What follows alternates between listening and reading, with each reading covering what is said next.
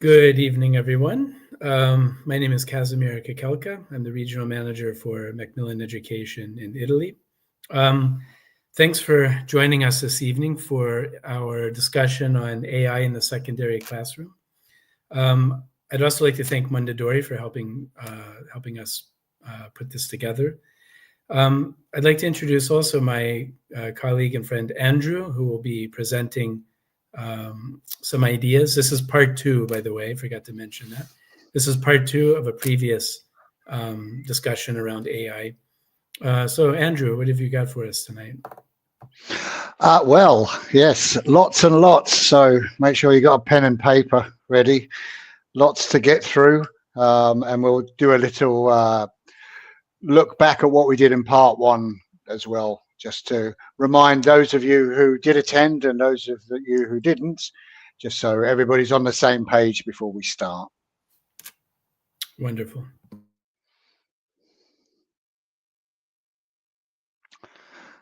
All right. Okay, well, I'll take it from here. So thank you, Casimir. Thank you, Macmillan. Thank you, everybody from all over the place. Wow. Yes, Pesaro. North, south, east, west.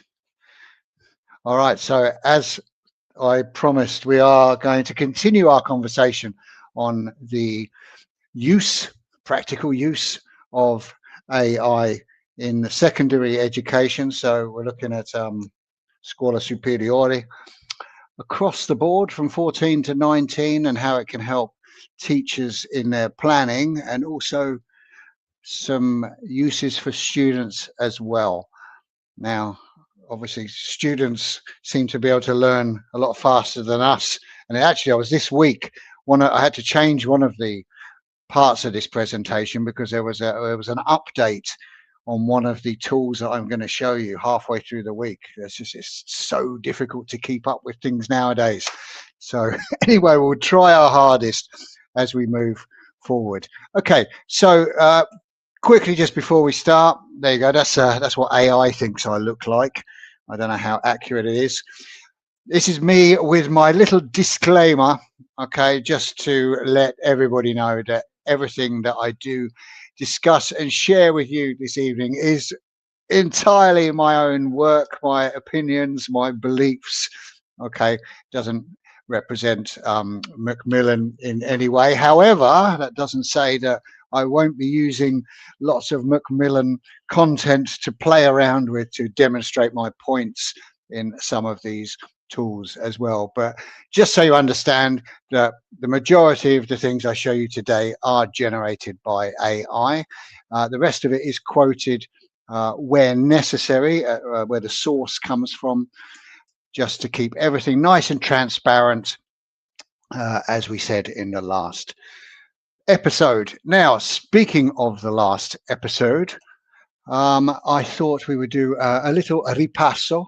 We would look again at some of the main highlights of what we talked about in part one, and who better to present that than me?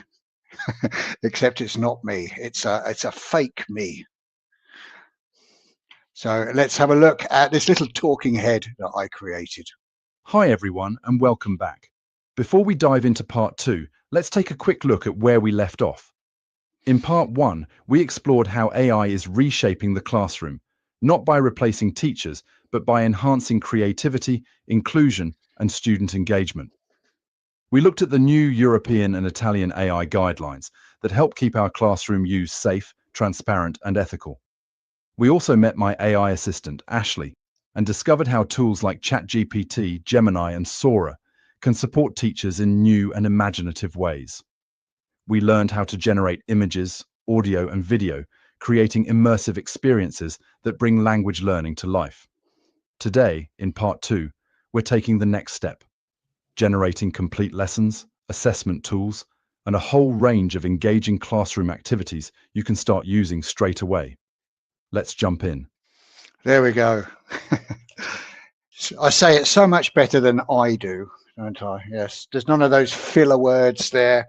There's no pausing while I search for the word. All perfectly scripted, but very naturally sounding with my radio voice. I think that must be.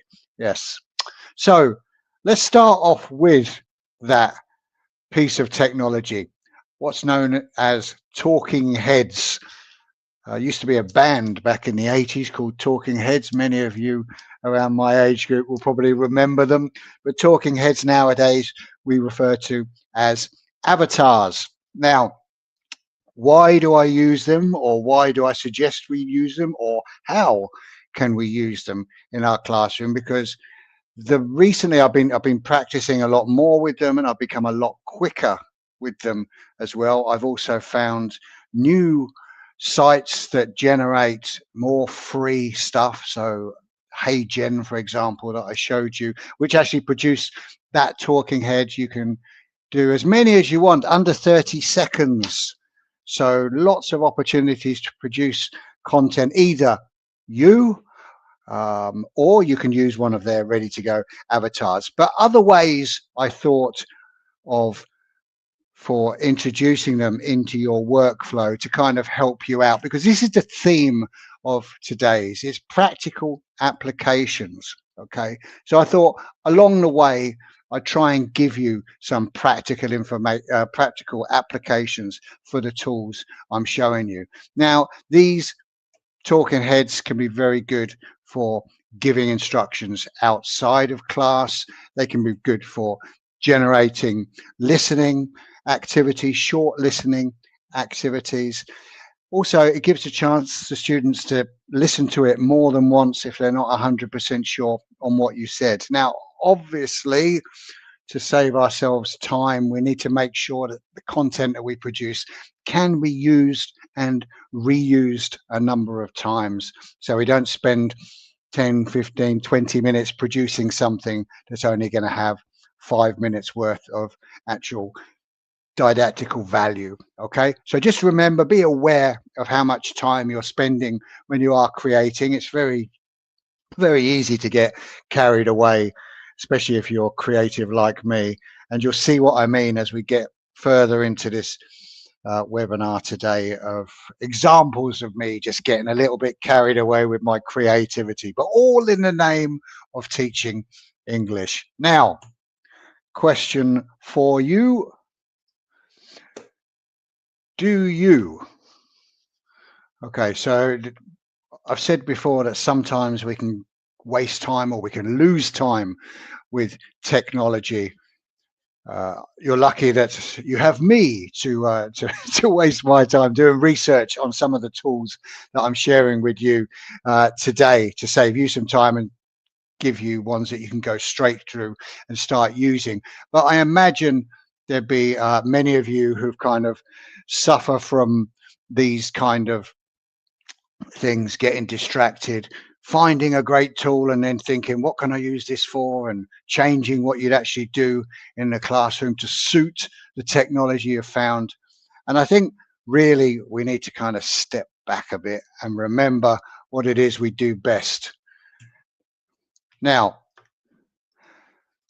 we always need to have a plan. Okay, we need to understand what it is that we want to do in the classroom. Okay, most of us do lesson plans. We do some kind of planning sequence.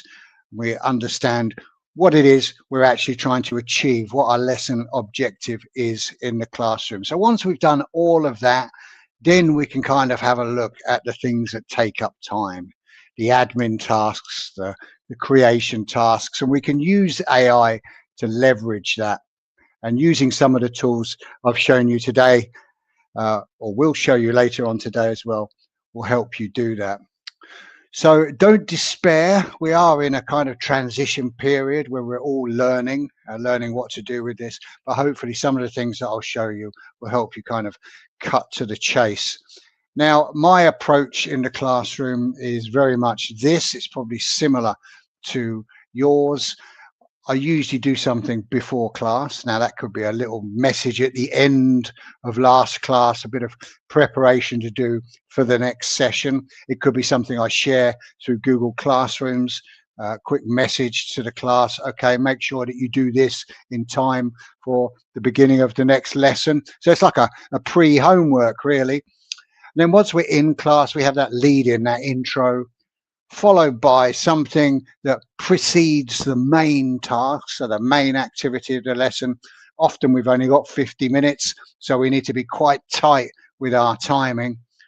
Usually I like to try and put some kind of consolidation task in after that, some opportunity for our students to transfer or use in a different situation the language point or the vocab or the grammar that we've had in that particular lesson. And then finally, some kind of review, which could be an exit slip, any way of kind of getting feedback on how the lesson went, if there was any problems.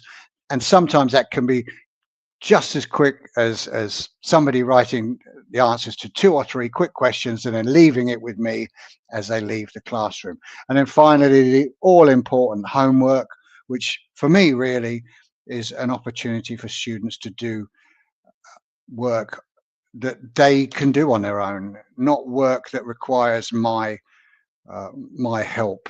So classroom time is reserved for communicative activities, very low tech, okay, if any, more talking, more social interaction, pair work, group work, whole class group, that kind of thing. And then those grammar activities, writing tasks and things like that, I try and set outside class time because that's when they're best done. Okay, now bearing that in mind, once I've worked all of that out and put my lesson plan around that, that is when I can then call for AI to come and help me prepare. Okay, so I put the framework of my lesson together. I know what it is I'm going to do, and now I just farm out the work to my AI chatbot, my LLM, or my creative site, whatever I want to do. And I use that for both in class and outside class. Now, let me introduce Peter. Okay, now Peter is, well, I'll let Peter explain who he is. Hello, I'm Andrew's computer-generated work colleague, Peter, and I'm going to quickly explain how you can write good prompts for AI tools like ChatGPT. A prompt is simply the message you write to tell the AI what you want. The clearer your message, the better your result. Here are 3 things every good prompt should include. First, say who you are and what you need. For example, I'm an English teacher planning lessons for secondary students. Second, give context. Tell the AI the topic, the level of your students, and what materials you have. For example, a coursebook page about travel for B1 learners. Third, explain the format and the style you want. Do you need a table, a list, a Word document, a role play, maybe all of them? The more precise you are, the less time you waste editing later. Once you find a prompt that gives you exactly what you want, don't lose it. Ask ChatGPT to turn it into a master prompt, a version you can reuse anytime by just changing the topic or level. Then, save your master prompts. You can keep them in a digital file or in a small notebook or journal. That way, the next time you feel stuck or tired, you already have your best prompts ready to go. Good prompts save time. They reduce stress and keep your lessons creative, even on a busy day. If you don't know where to start, you can even ask the AI to give you 10 or 20 starter prompts to develop.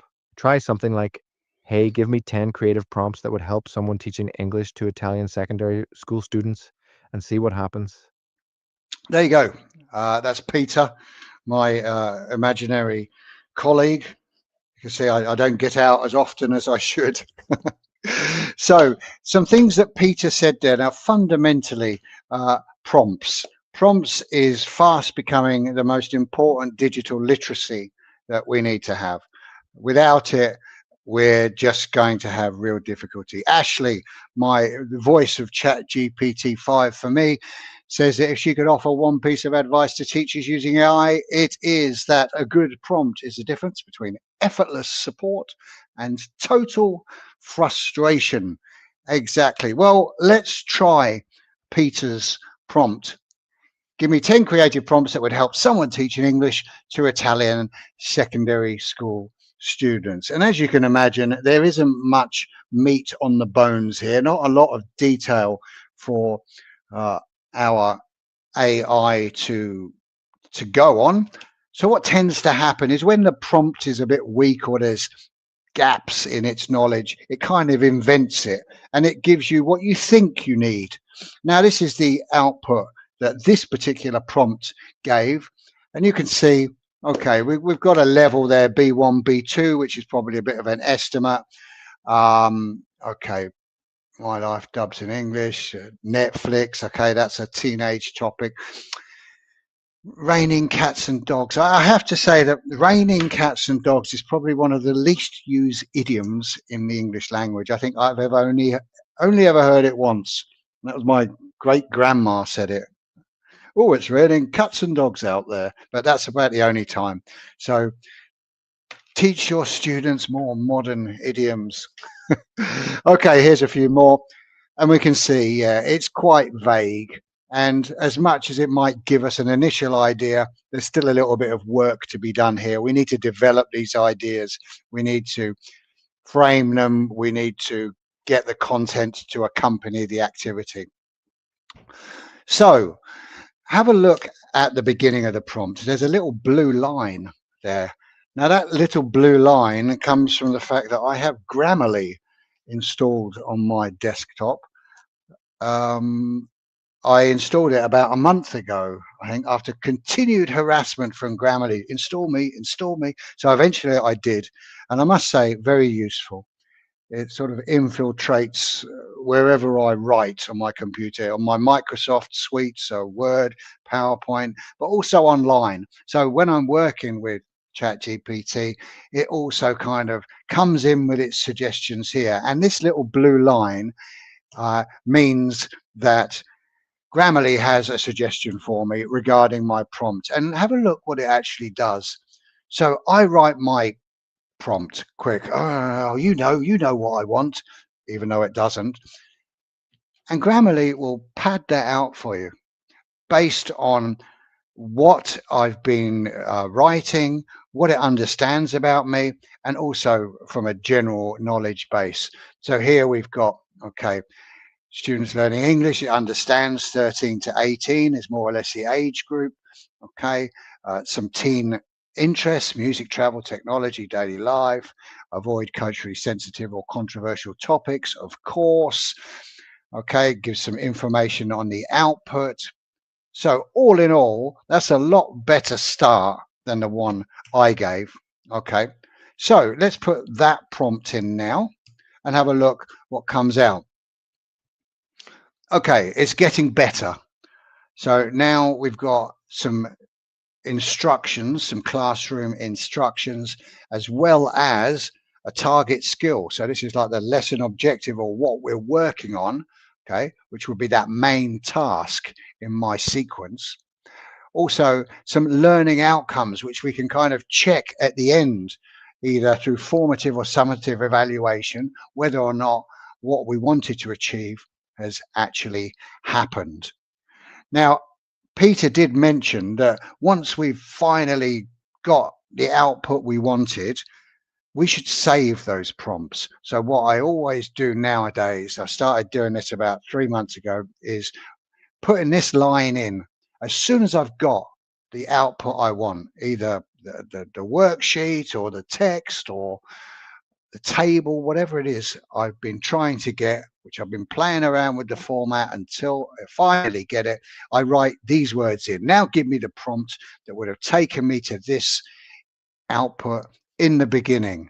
Okay, and that is what I call the master prompt. Now the master prompt doesn't get saved in a leather bound book like this. I've got it quite simply on a Word file saying Andrew's master prompts that work. And they're basically, the prompts are probably about a page long, okay, and they're adaptable. So the main core of it doesn't change because, you know, I'm teaching in Italy, I'm teaching English. I explain a bit about my methodology in there, my approach, how I teach a lesson. But what would be variable are things like age groups, levels, topics, final outcome, in what format, kind of thing. But the majority of that stays the same. Okay, so it's quite simply copy, paste, change a few lines, and hey presto. Now I'm just going to introduce you to someone else. This is Elisa. I'm Elisa, and I'm one of Andrew and Peter's imaginary teaching colleagues.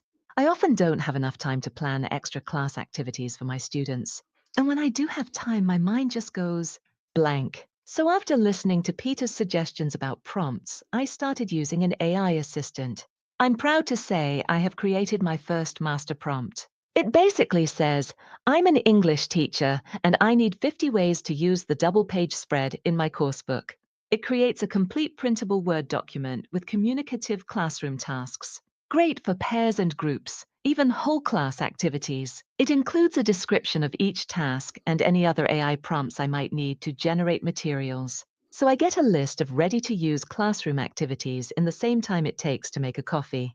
If you want to try it, just copy and paste my master prompt into whatever AI assistant you're using, and it will do the rest. Time for that coffee, I think. Yes, indeed, Elisa. Go and have your coffee now. Both Peter and Elisa were created with this program, Keyvex. Okay, again, completely free. There is a paid level on it. But what I would say to you is when you're having a look and experimenting with these tools, go back to that thought of decide what it is you want to do before you bring in AI, because a lot of these sites will have a pay gate, but they'll allow you either 2 or 3 tries or maybe some free credits to use before you have to pay. So make sure you don't waste those credits or opportunities. So go in with a clear mind. And I decided that I wanted to create Peter and Elisa because I don't have as many real colleagues as you guys, okay, to bounce ideas around on. Now, let's have a look at Elisa's master prompt, okay? So these are screenshots that I took from my ebook, the PDF, well, not the PDF, the interactive digital book that I have of my course book, okay? And together with this master prompt, I put them into ChatGPT. Now, the reason I use ChatGPT for this particular task is because I do have paid access. So I use ChatGPT Plus, which I think costs about 18 or 19 euros a month. But for me, it's more than worth it because I use it a lot in my daily life. These are not one-off uses of digital tools. One of the main reasons I use it is because of text extraction. So I can put a photograph into ChatGPT and it can pull out the text. Now, not all AI programs do that, and certainly don't do it with the level of accuracy that ChatGPT 5 does. Other things I use that I get because I have paid access is voice mode, so I can have live conversations similar to the one you heard in part 1. And the other thing is access, of course, to Sora, which is image and video generation without a limit. Okay, so that's why I pay for that. So I put all of this into ChatGPT 5, and this is the output. So 5 pages, each page with 10 activities for me to use in my classroom with my course book, but not just my Macmillan course book, any course book that you have in adoption. Okay, these are all generic activities. Now you'll see here that on one side I have the activity and the description. On the other side, I have a time saver AI quote. So if I need to generate more content for that particular activity, I just have to paste that in and I'm good to go. Let me give you a couple of examples. Okay, so you'll see here that I've got the activity and description and the AI time saver. So I put them both together here. Okay. I've added some detail here. So this is the class I'm teaching. This is what the unit's about. This is what I want you to do. Go for it. And this is what I get in return. Nice, simple task. Okay. Read out these sentences. Okay. And then my students create their own sentences. It's a true or false activity. Good example from the teacher, and then student created content to take the lesson forward. So that's one prompt test that seems to have worked. Quite happy with that. You can try it yourselves as well.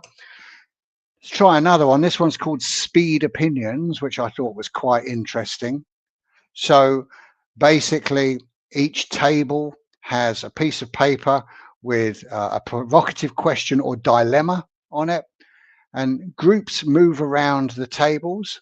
They read the dilemma, have a quick discussion, and write down some either counter arguments or ideas related to that. Now, this is very easy to set up. And if I didn't want to have to think of those provocative dilemmas or discussion questions, which I could take directly from the page, I could just upload a picture of the page along with the quote, and hey presto, there are my 6 provocative dilemmas. Everything from banning all petrol and diesel cars by 2030 to using nuclear power, yes or no. Okay, so again, nice simple activity that you can do in class related to the content of your book, and certainly will get your students talking. Okay, so if you want to have that quote or that prompt, and all of the 5 pages, quite simply scan that QR code now, and it will take you to I think I left it in Word format, so you can download it, you can change it, you can save it as a PDF, whatever you'd like to do. It has the original master prompt as well, so if you want to change that and personalize it more to your teaching situation, you can. For example, if you work in an istituto tecnico, or if you work in a liceo classico, that could well change the output of suggested classroom tasks. This part at the top here, where it says universal teacher prefix for all AI time saver products, quite simply, this is the thing you use to generate the content for each of those individual tasks. Okay, so all I would do, I'm just going to go back a slide. I would copy this part here and this part together and incorporate it into this prompt at the top. And there we go. This master creation prompt below was the prompt that I used to create all 5 of those sheets with those 50 ideas.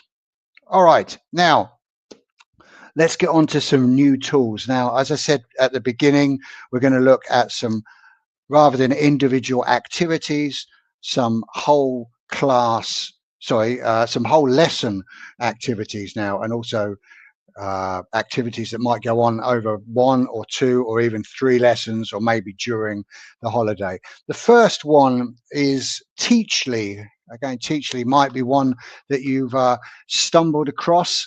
I came across it, I think, a couple of weeks ago while I was looking for something else, as you always do.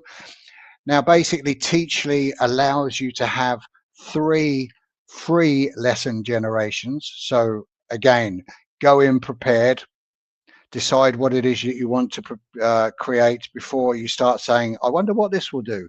And before you know it, you haven't got any credits left. Okay, so have an idea.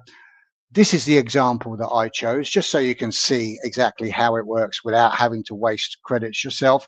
I took Unit 6, Changing Climates. Seemed like a relevant topic. Okay, this is the specifics of that particular unit. So I've got my grammar point, my lexical groups, some functional language, etc. So what I'm going to do is I'm going to go to Teachly. I'm going to do this in real time. Okay, so this is a video of me using Teachly in real time. So you'll be able to see how quickly it actually works. Okay, so the first part is slightly speeded up only because of the time it takes me to type. I'm not the fastest typer, but the rest is in real time. So first thing I've done is chosen a level, B1. Then I've chosen my variant of English. I prefer British English. And then finally, what the idea of the lesson is: functional language, language in use. Now, the grammar point was future.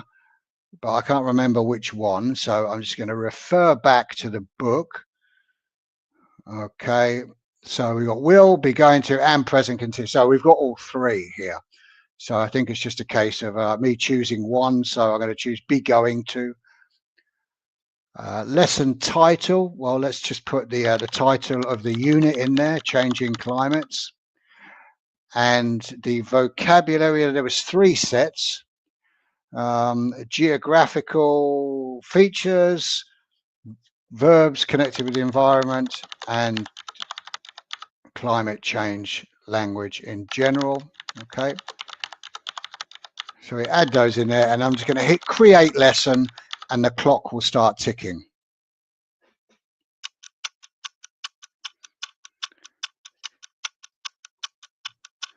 So you can see straight away we go to another screen. Nothing much is happening yet. Some lines have appeared. That's a positive sign. There we go. 20 seconds. 20 seconds later, I have the beginnings of my lesson. So the first thing it's created is a role play. Okay. So the role play is using the correct language that I've asked for. You can see now it's gone on to create comprehension questions regarding that role play. So it's treated it like a reading text. As we go up, we can see more content. Vocabulary has been created as well. Some lead-in questions, just to maybe my students can ask amongst themselves or in small groups to warm up to the topic of the lesson. So all in all, there we go. I've got pretty much a well-structured lesson in 20 seconds using only the keywords from the contents page of my course book. So let's have a look what that actually looks like. I'm going to press preview, and you can see here that I've got ready to go worksheets. Now these worksheets could be printed off. They could be circulated through Google Classroom. If I want to change anything, I can edit, and you'll see that every single part of this lesson, see, I can add an extra part to the lesson if I want to. So I can either adapt the activities it's already given me, or what shall I add? Yeah, true or false. I'm in a true or false mood today. So we press true or false. It's going to ask me for a source text. So something to base my true or false questions on. Let's borrow this role play, seeing as that's the only text I can see. Copy and paste that here. Press add exercise, and hopefully, there you go. There's my true or false questions in real time. So here I've got true, false, or not given. There we go. I can even use this for invalsi, should I want to. All right. Now I can change things if I want to slightly. So maybe I'm going to change the instruction here, change the command. Okay. Now, yeah, because I'm using the grammar point of be going to. So maybe let's use will for prediction, so I can cover a couple of different language points. There we go. All in all, 5 minutes or so. 5 minutes isn't bad. Not bad lesson planning. Now you could do your whole week's lessons in about half an hour. However, remember, you've only got 3 generations per email. So remember, if you've got a couple of different emails, all the better. That means that you'll get more free generations. Okay, the next one on my list, mini course generator. Now, this is one that I worked with a lady a few months back, and she suggested this to me. So I thought I'd give it a go. And I'm not going to do all of the kind of the start from finish, but I must again say how easy this is to use. Go to minicoursegenerator.com. As a free user, you get to generate 3 free courses, and I'm going to show you what one free course looks like and how comprehensive that is. Okay, this is ideal for summer homework or anything like that. So I had a PowerPoint, This is a PowerPoint that I've been using, I think in Scuola Media. And I thought, well, you know, I wonder if I can get any more mileage out of this. So what I did is I saved it as a PDF. Okay, I uploaded it to Mini Course Generator, and it basically transformed that into a course that I can then share with my students. Now, along the way, and I'm going to be totally honest here with you, I had to answer like 4 questions, like who is this for? What language level do you want it in? Really basic questions in order for it to create the initial part. Now, I'm going to show you what that looks like. Okay. Now, if you want to use this particular course with your students, you can. This QR code is here, so you can save it and share it with your student. The course is all ready to go. I'm just going to give you a quick overview of what it looks like. Okay, so this is what it generated. So here I'm in the edit mode still. Now you can add more content to each page. You can see on the left hand side here, you've got your different pages. Okay, so here I've got flashcards. If I press add a section, it's just like a website builder. So you can add video, but this is the best bit. Add actions and then press AI interaction builder, and it will create an interactive exercise. So I'm going to create this drag and drop band matcher, I think. Okay. High educational value. There we go. Now I can change the colors if I want to, and off it goes. It starts writing it in code, and then this is what it creates. So I'll have a quick look at that, make sure it works. So yes, it's put a little symbol there. I just, okay, keyboard, yeah, click, drag, drop, perfect. Seems to be fine. Okay.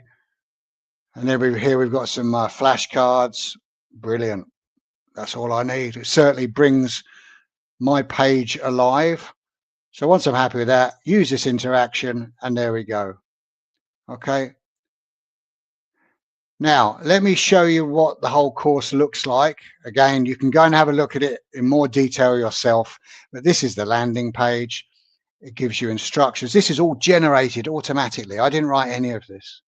Okay, I obviously can change it, but all the students do is just work through it page by page. Okay, there's activities to do. Here's my band matcher that I just created using AI. Now this is an activity I like. Let's create a band. So this is, you know, after I've done my main task, I get my students to create their own fictitious band. Okay, choose a couple of numbers. The first number is an adjective, and the second number is a noun. That gives them their band name. Okay, and then there's various things they can go on to do. For example, I created this little interactive part where students can create more details about their band, you know, the people who are in their band in this little band biography. Okay, so we can put their band name in there. Okay, the digital pioneers. We got, there we go, Paolo, Valley, Brian, Steve. Okay, they're from Reggio Calabria. Here's the music style. Okay, put in some details there. And then when I hit your story, it gives me this, oh, hang on a minute. I've just got to press, let me just go back and click generate your band. There we go. Okay, there we go. So it's created this nice little reading text, this personal kind of bio about my band. Okay, the name, where they come from. So a nice kind of personalization task there for my students. They've done their music homework, and now they've created a band. But here we go with AI again. What we can do, we can create an AI song. Now, I'm getting more and more into these AI songs ever since I discovered Sunu, and you can see it there, highlighted, that hyperlink down there. Okay, it's my new favorite thing. So what I decided to do, well, I'll show you in a second. First of all, before we get there, where are we? There we go. Okay. So it's not just for the fun of it. AI generated songs do have a lot of didactical value. Okay. We've got a tradition as English teachers to use songs in classroom, not only as a motivational tool, but also because of the value of the lyrics. Okay. And there's various ways we can use songs in the classroom. Here's a few ideas. To say the main idea for today is for you to get some takeaway applications on how to use some of these tools in class. So here's a few for you about using AI generated songs. And I thought I would demonstrate one of them for you, the Battle of the Bands challenge. Now, let me just explain what this is about. So using that instruction on my mini course generator music course, I followed the instructions and I created this prompt here, which ChatGPT turned into a song prompt for me. Okay, so I've got lyrics, I've got the structure of the song, a little bit about, you know, the style, etc. And I went to Suno, and I said Suno is this version that will generate 5 free songs a day. I think it's 5. You get 50 credits a day, so lots and lots of free usage there. And every time you put in a prompt, it will generate 4 versions of the song. 2 are free, as you can see here, version 1, version 2, and 2 are like the premium level that you have to pay for. Okay, now the premium level ones are good, but equally as good are the free versions. And so I decided, as you know, I like to get a bit creative and maybe go a bit too far sometimes. But this is what I did. I basically decided to use a new feature on Gemini, which is video generation. And I must say, it is absolutely amazing what you can do with these video generation software. It creates voiceovers, characters, etc. So I used that to put together a little bit of like a X Factor, a Michi type format. I used Sora, which is the ChatGPT video creation tool, just to create the song videos, put it all together using CapCut, and I'll show you what the outcome was.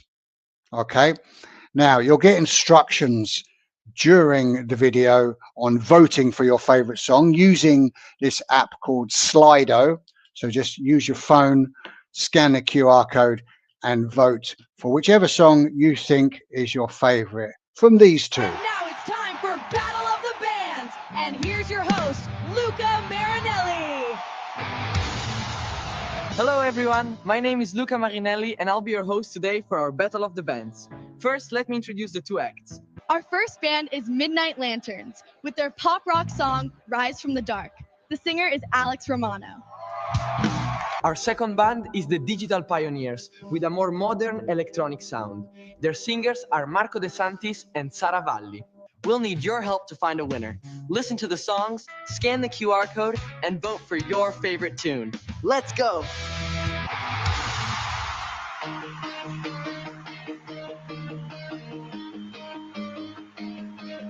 The sky was gray, I couldn't see.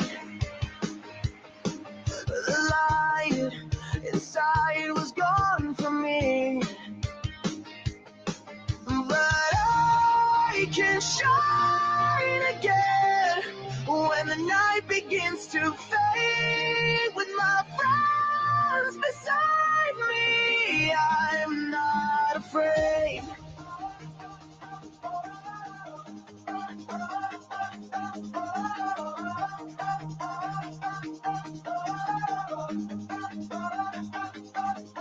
We laugh, we fall, we try once more. dreams we lost before. But I can shine again when the night begins to fade. With my friends beside me, I'm not afraid.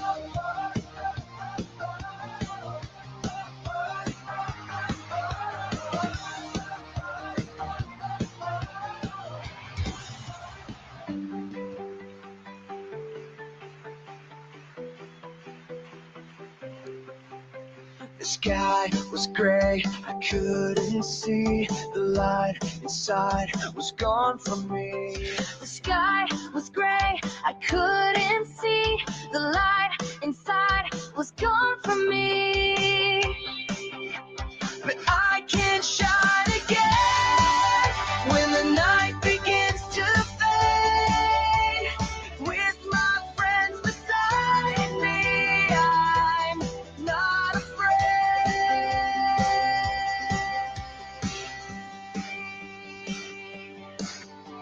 We laugh, we fall, we try once more. We find the dreams we lost before. We laugh, we fall, we try once more. We find the dreams we lost before. But I can shine again when the night begins to fade. With my friends beside me, I'm not afraid. But I can shine again when the night begins to fade. With my friends beside me, I'm not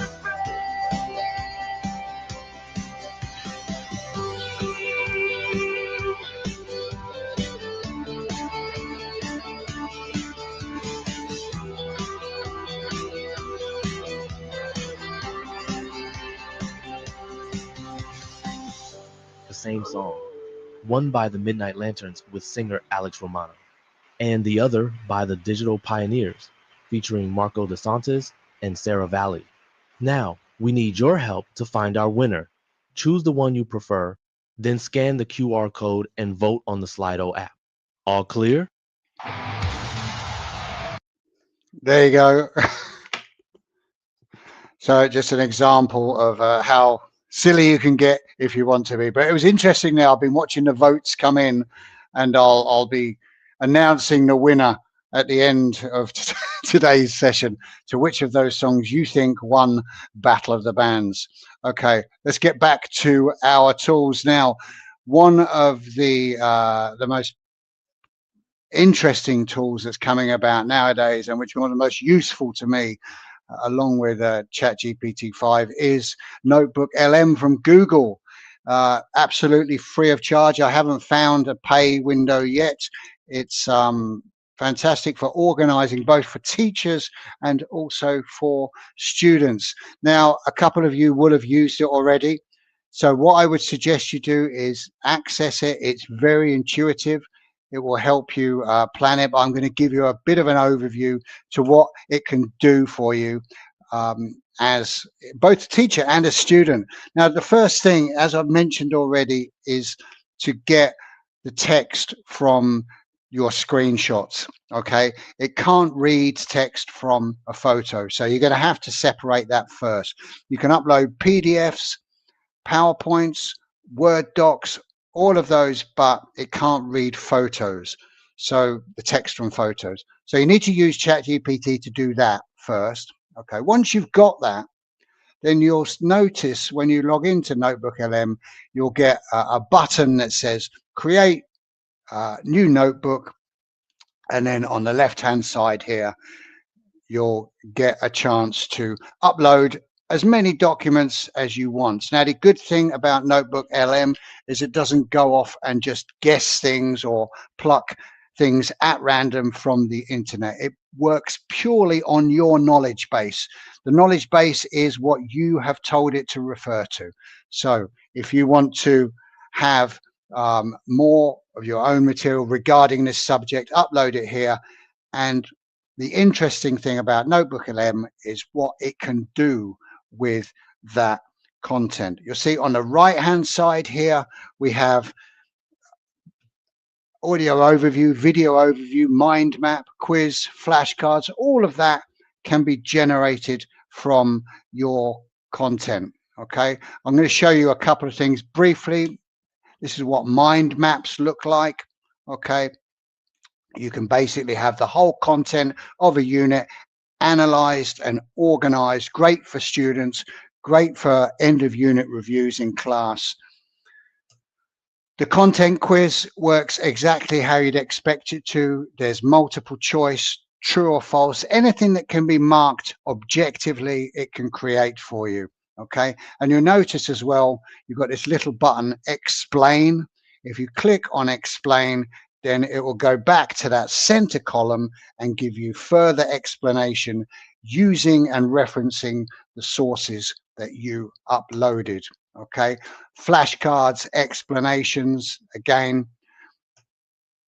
you'll see here that if you need it explained in the center part of Notebook LM, you'll get all of the information regarding that, plus where it found it in your source bank.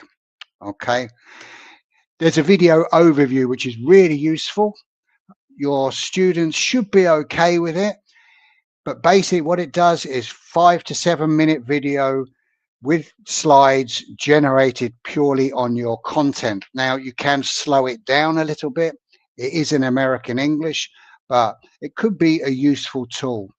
I'll show you a couple of seconds of what it looks like, okay, just so you know. Are you ever feeling stressed, not sleeping so well? Well, today we're going to dive into exactly how to talk about all things health and wellness in English.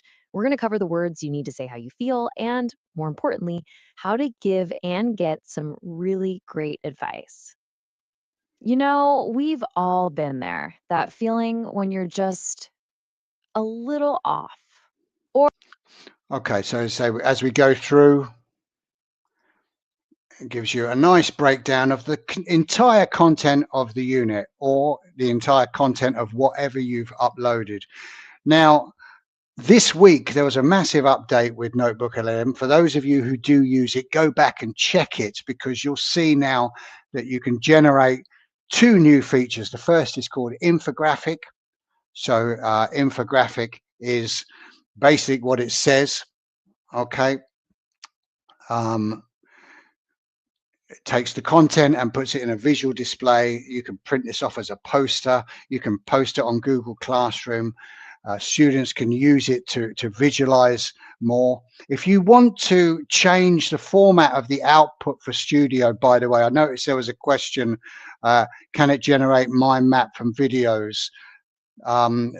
What it can do, it can generate mind map and it can generate videos from the source content. Okay, so if you were to get the transcript of a video, okay, which you can do using different AI tools, you could then upload that transcript as a source to Notebook LM and then generate a mind map. So the answer is yes, but not directly. And last new feature on Notebook LM, I say well worth checking out, is slide deck creation, which I've looked at many automated PowerPoint creators, and I haven't seen anything near the quality of this. Okay, this is word perfect. It's sensible graphics. It's in line with the age group of the people I'm teaching. Between 12 and 20 slides, downloadable in PowerPoint form. You can share it across Google, Google Classroom, wherever you're using Google. It's absolutely fantastic. Okay, so I do recommend using that. Okay, now I'm going to skip ahead only because we're running out of time, and there's one more thing I have to show you. Okay, so just shut your eyes quickly while I go through this. You'll be able to download the slides, don't worry. We're going to upload the slides to the platform afterwards, and you'll be able to go through them at your own leisure and look at some more of that detail. But just because we're running out of time, how do I keep up to date? First of all, I sign up with this newsletter. Okay, there's an AI for that. If you go to this website, there's an AI for that.com. Sign up for the newsletter and you will have all of the new releases and updates regarding AI technology. You can filter it so you just get what you need, and also this little free mode here, which allows you just to find the things that you get for free without having to pay for them.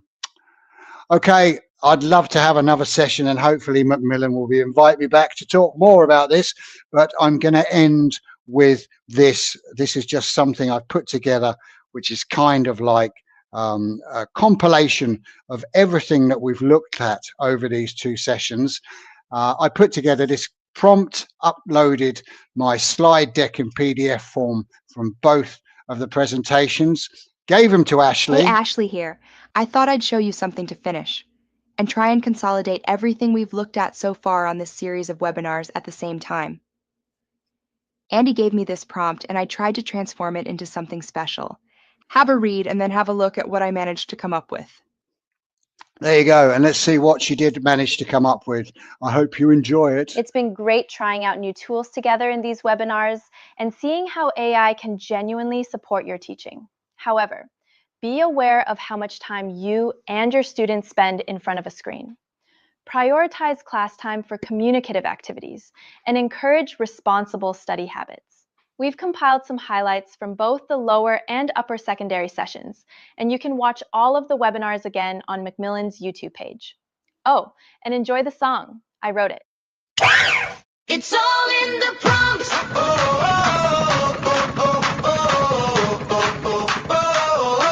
It's all in the prompt. He looks calm, like yes, he used to talking to them. The journey into tech is moving fast. New tools, new ideas, new ways to teach. And all of it starts with one thing. The prompt. Images, audio, videos too. CapCut, edits, agent voices coming through. Diffit makes it simple. Teachly builds a plan. Notebook, LM organizes better than we can. Sora dreams the stains you lost. Pixabay gives more. Thingling builds the world we explore. It's all in the prompt. Say it clear, say it strong. It's all in the prompt. And the tools take you along from planning to practice. They keep you going on. Yeah, it's all in the prompt.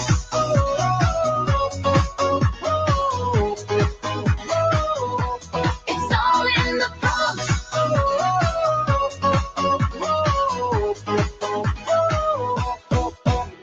11 labs for voices, V to clean the sound, Gemini and Copilot when ideas come around, Crusoe for assessment, Genially for fun, ChatGPT 5 pulling everything as one. Sora dreams the visuals.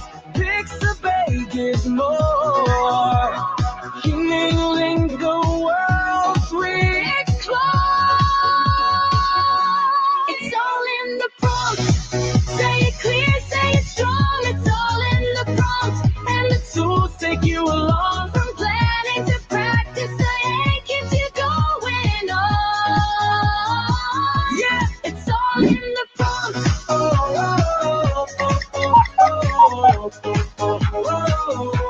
It's all in the prompt.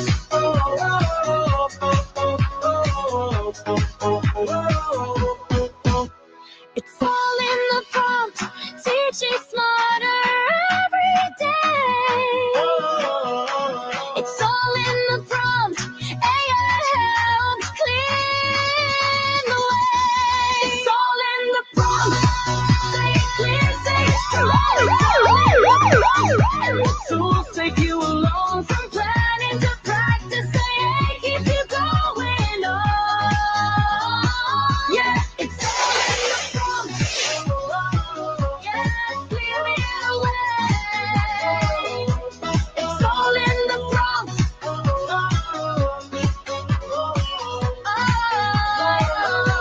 It's all in the prompt. Time for a coffee, I think. There you go. Thank you very much. This is some of the things that we used, but I guess you've written them down anyway. Casimir. Hi, yeah, Andrew. Yeah, we're about out of time, but I did notice there were a couple questions. Catchy song, by the way. One of our teachers asked if my dog is barking in the background, so I hope you can't hear him. Okay. Okay. But the teacher said this: which of these tools could help prepare students for the different parts of the oral exam for preliminary B1? Okay. Yeah. So there's a couple of AI chatbots now, LLMs. Say ChatGPT is one of them. That would be my go-to solution. But I believe Claude is another one where you can actually have a live conversation. So what I would suggest is, first of all, to build a prompt or to advise the chatbot what the examiner's requirements were, what the format of the exam was, and then you would be able to have a simulation, an actual live simulation with that. But I would suggest, giving the chatbot or the LLM the background to the exam first, the 4 parts, what each part entails, and then, yeah, I'd suggest that. And you can also say, give me feedback, keep the language at A2 or B1 level, and it will do all of that for you. Okay, wonderful. So ChatGPT, but then, like you said before, it's all in the prompts. You would need to instruct the in the same way as speaking exam. Yeah. All right, wonderful. We've got one more. There was a few. Sorry, we can't get to them all.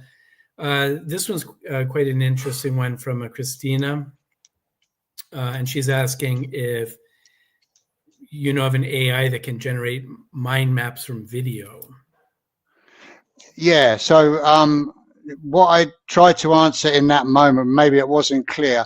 You'll need to probably do this in 2 steps. So first of all, there are tools available that will take a video either by URL or uploading the video itself, and will analyze the script. So it will extract the transcript from the video. Okay. So you'll have all of the words. Then go to Notebook LM and upload that transcript as a Word document. Yeah. Click on mind map, and then it will generate the mind map from what's been said in the video. So although it's not direct, it's semi-direct. Yeah, it's 2 steps. Yeah, exactly. Yeah, that makes sense. That makes sense. It doesn't sound particularly onerous either. Yeah, I'd say with Notebook LM, it's just a case of rolling up your sleeves and getting in there. On the slide deck as well, there's a few suggestions on how to use it that teachers can have a look at in their own time. Wonderful. So I think that's probably all we have time for tonight. I do want to remind everyone that the attestato will be, or l'attestato di partecipazione will be available in the next couple of days on Mondadori's website. There's a pagina at this. Thank you. There we go. Our colleague has put the information there for us. The pagina attestati, and you'll be able to get that. Also, the slides will be available to download, and this will be on YouTube as well. So, Andrew, thanks. I think you mentioned you'd be interested in doing a third. Let's talk about it. It'd be great. Yeah, absolutely. Could I just answer one more question I've just seen in the chat? Yeah. To Prova 306, who's just asking regarding that last video, how I managed to do such a long video. As I mentioned before, I use Sora to generate videos because there's no limit on it. With Gemini, there's like a 3 video limit every 24 hours. And again, the limit is about 8 to 10 seconds. So what I did is that I did it over a couple of days and then used CapCut, which is like a video a timeline, basically, like iMovie or something like that, just to put it all together. So just in case you were wondering how I did that. So yeah, it just takes a bit of time. Okay, cool, wonderful, wonderful, very interesting. And this, it's evolving so quickly. There's like new tools, it seems, every week. Absolutely. Yeah. So everyone, listen, thanks again. Don't forget to get your attestati, and we'll see you at the next edition. Have a great evening. Ciao.